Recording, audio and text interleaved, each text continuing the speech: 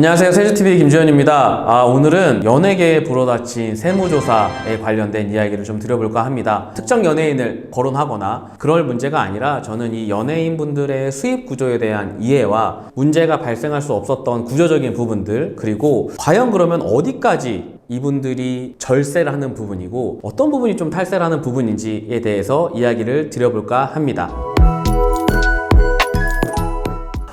기사를 많이 보셨을 것 같아요. 많은 연예인분들이 현재 조사 대상이 돼서 조사를 받고 있다라는 기사가 나왔는데, 우선 이게 확정되지 않은 세무조사 결과임에도 불구하고 굉장히 이름이 많이 거론되시는 분들은 불편함을 느끼실 거라고 생각을 하고 있습니다. 연예인이라는 직업 자체가 이미지가 굉장히 중요한 직업인데 자칫 잘못하다가는 탈세라는 오명을 쓰진 않을까 라는 우려스러운 마음은 있습니다. 그러다 보니까 예전과는 다르게 연예인분들의 해명도 많이 변화한 것 같아요. 제가 처음 세무사 할 때만 해도 그때 당시에 세무조사에 적발되셨던 이런 연예인분들이 무조건 죄송하다, 잘못했다, 변명의 여지가 없다 라고 했다면, 도리어 요즘은 적극적인 해명으로 본인이 그 탈세에 대한 이미지를 벗어나기 위해서 많이 노력을 하고 계신 것 같습니다. 저는 이 부분이 되게 좋다라고 생각을 해요. 왜냐면 내가 죄를 짓지 않았는데, 혹은 내가 법의 해석의 차이로 잘못 신고한 부분이 국세청과 내가 의견을 나눠서 내가 잘못했구나 라고 인정을 하고 넘어가면 저는 된다라고 생각을 하거든요. 물론 적극적인 탈세에 대한 부분은 문제가 있겠죠. 그러면 실제 지금 국세청에서 연예인분들에게 탈세라고 이야기하고 있는 사유들을 한번 이야기를 해보겠습니다. 첫 번째는 이런 게 있습니다. 필요경비 과다계상이라는 단어를 많이 보셨을 거예요. 이게 뭐냐면 연예인분들은 각자 개개인별로 기획사와 본인이 계약을 하는 방식이 달라요. 정말 유명하신 연예인분들은 매니저 비용이라든지 아니면 차량, 옷, 식사, 모든 비용을 기획사가 다 대고 분배하는 방식, 이렇게 있을 수 있고요. 또 연예인분들에 따라서 이러한 계약의 방식은 정말 케이스 바이 케이스로 너무 많아집니다. 그러다 보니 연예인분들의 기장을 할 때는 가장 중요한 게 계약서거든요. 방금 말씀드린 필요경비 과다계상은 뭐냐, 내가 연예인인데 연예인 기획사와 내가 비용을 다 쓰고 나서 분배를 하기로 한 거예요. 잘 생각해 보세요. 만약에 내가 이런 계약서를 쓴 연예인이다 라고 하면 내 스스로 사업적인 목적으로 써야 하는 비용이 있을까요, 없을까요?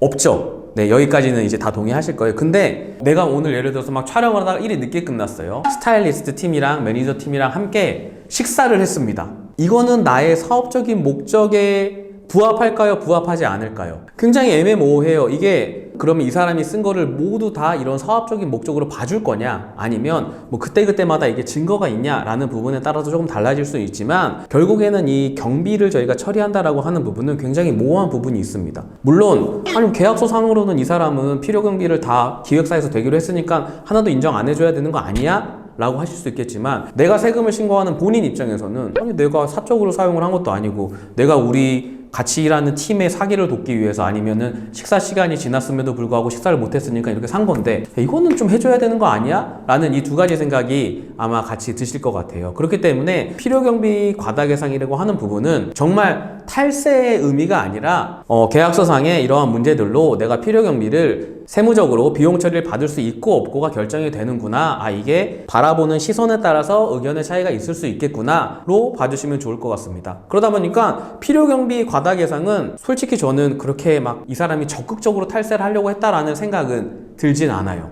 이건 충분히 연예인분들의 업무 특성상 그럴 수 있는 부분이다 라고 좀 생각을 하고 있습니다. 그리고 두 번째는 소득 과소계상이에요. 이름부터 소득 과소계상. 탈세로 보이시나요? 절세로 보이시나요? 소득 과소계상은 적극적인 탈세로 봐야 되지 않나 라는 게 저의 생각입니다. 내가 벌어들인 소득을 신고를 하지 않는 거예요. 그럼 신고를 하지 않는 소득이 뭐가 있을까? 어떠한 일을 하고 현금으로 받는 이러한 매출분들이 있을 거고요. 인플루언서나 아니면은 유튜버 같은 거를 해서 유튜브 광고 수입이라든지 혹은 후원이라든지 이러한 부분을 신고하지 않는 부분이 있을 거고, 매출 누락은 국세청 세무조사에서는 굉장히 큰 문제입니다. 그렇기 때문에 아마 이 매출을 과소계상하신, 과소소득 신고하신 부분들에 대해서는 세금을 추가로 납부하셔야 되는 부분들이 많이 발생을 하게 되실 겁니다. 그래서 내가 직접 챙기지 못한다라고 하면 내 소득을 어떻게 발생하고 있는지 이 소득원을 명확하게 정리해 주시는 게 필요합니다. 물론 이제 연예인분들이나 이러한 분들이 일회성으로 저희가 뭘 제공을 하는 것들도 있잖아요. 광고에 출연한다든지 아니면은 뭐 일회성으로 뭐 방송을 하신다든지 이러한 부분들이 있을 텐데, 그러한 부분들도 미처 챙기시지 못하셨다라고 하면 앞으로는 이제 내가 실제로 내 통장에 들어오는 돈들을 조금 더 효율적으로 짜임새 있게 관리를 하셔서 내가 매출이 한 달 동안 이렇게 발생을 하는구나를 꼭 챙기시고, 그러한 부분이 미비된 부분이 있다라고 하면 기획사나 이런 쪽에도 도움을 요청하셔서 함께 챙기시면 좋을 것 같습니다. 세 번째 사연은 무증빙 자료라는 게 있습니다. 무증빙 자료, 뭔가 없어 보이죠? 아까 말씀드린 첫 번째 필요경비 과다 신고는 뭐냐면 내가 영수증이 있는 거예요. 근데 무증빙은 뭐냐면 아무런 영수증이 없는 겁니다. 내가 영수증은 없지만 내가 비용 썼다라고 회계 처리를 하는 거거든요. 이게 가능하냐? 끝에는 결국 밝혀지게 되어 있지만 그 당시에는 가능한 부분들은 있습니다. 왜냐면 국세청에서는 모든 사람을 내가 매일매일 들여다보는 게 아니잖아요. 그 당시에는 이게 이렇게 넘어갈 수 있죠. 반면 무증빙 자료로 저희가 소득 금액을 낮춰서 신고를 하게 되면 이건 굉장히 큰 가산세 대상이고, 큰 금액을 저희가 무증빙으로 했다라고 하면 이거는 적극적인 탈세로 간주가 되기 때문에 이 부분도 굉장히 주의하셔야 됩니다. 특히 무증빙은 절대 하시면 안 돼요. 안 돼요. 무증빙은 없어져야 되는 사항입니다. 네 번째는 돈의 입금 시기에 따라서 달라지는 부분에 대한 국세청의 해석의 차이입니다. 예를 들면 이런 거예요. 내가 2022년도에 모델 활동을 했는데 돈은 2023년도에 받은 거예요. 그러면 2022년도에 모델료 입금을 내 수익으로 처리를 해야 할까요? 23년도에 처리를 해야 될까요? 22년도에 처리를 원래 했었어야 돼요.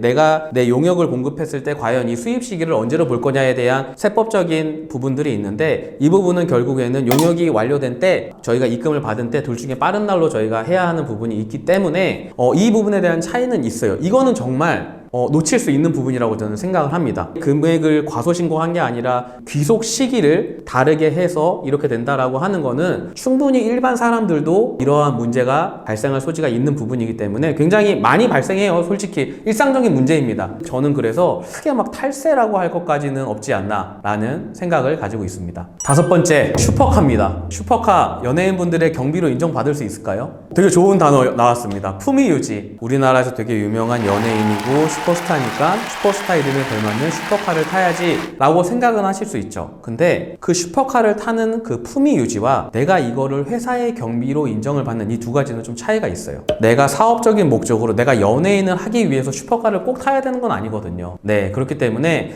과도하게 비싼 슈퍼카나 혹은 여러 대의 슈퍼카를 법인으로 혹은 개인으로 비용 처리를 받는다라고 하는 부분은 국세청 입장에서도 인정을 해주지 않는 부분들이 있습니다. 그렇기 때문에 슈퍼카에 대한 부분들은 항상 주의하시길 바라겠습니다.